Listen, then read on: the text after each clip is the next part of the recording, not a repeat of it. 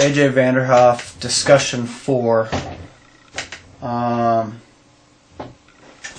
What experiences have you had with adaptation? Have you experienced culture shock and return culture shock?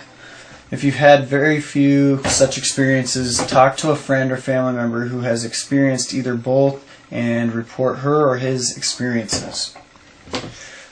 Like you guys saw in my last video, I went to China and that took some adapting.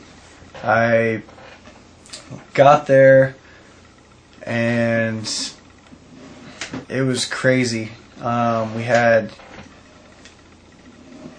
probably, I think it was 12 to 15 people from America that were just in one big group going from place to place to place. And in China, it's really overpopulated and everyone there goes 100 miles an hour. It's crazy on the streets and the cars. And so that was really hard to adapt to, and nobody there is friendly at all. People will bump into you and not even like look at you. No one will make eye contact with you. People are just, it's almost like they're selfish, like they want all, the only thing they're trying to do is get themselves from one place to another, get themselves food, get themselves anything. And they really could care less about anybody else. But that took a lot of adapting to. Also, the food there, it was a lot different. The way people lived, it was just really dirty and uncomfortable. That's one experience I have with the adaptation of switching cultures for a short period of time. What responsibility does a visitor from another culture have to the host culture's way of living, thinking, and communicating? For example, should people visiting from another culture accept or engage in behaviors they find ethically wrong but which the culture sanctions as ethically correct? What if your hosts believe that good manners require dishonesty?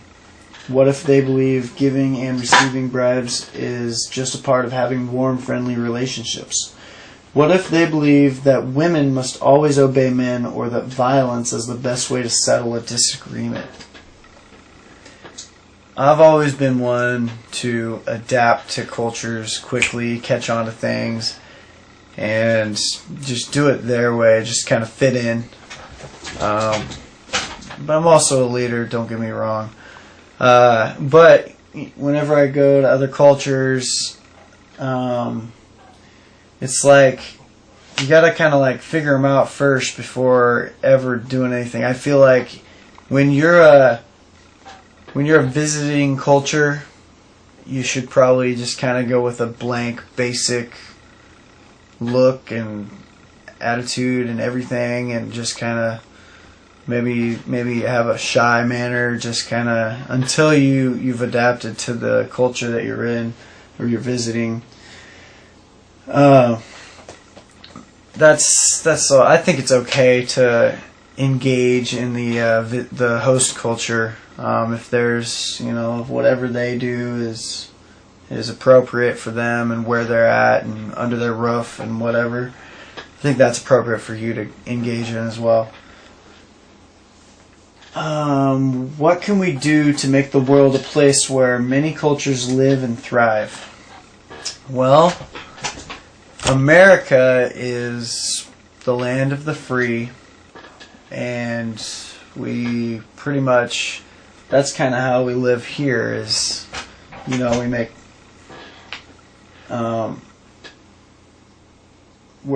our nation is one that's got many cultures coming from all over the place because that's just how it is. A lot of immigrants, and I think that if we take our American ways and spread them throughout the world, cover the globe with it, I think that is one way we can make the world a place where many cultures live and thrive.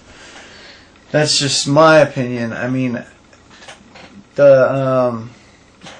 just the style we live, you know, and the way that it's so diverse and everybody is accepted in a lot of places, and it wasn't always like it, but you know, that's how it is. It's starting to evolve and be like that nowadays.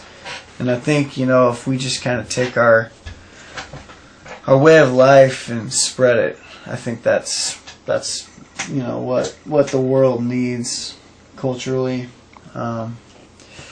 But that's it for discussion 4.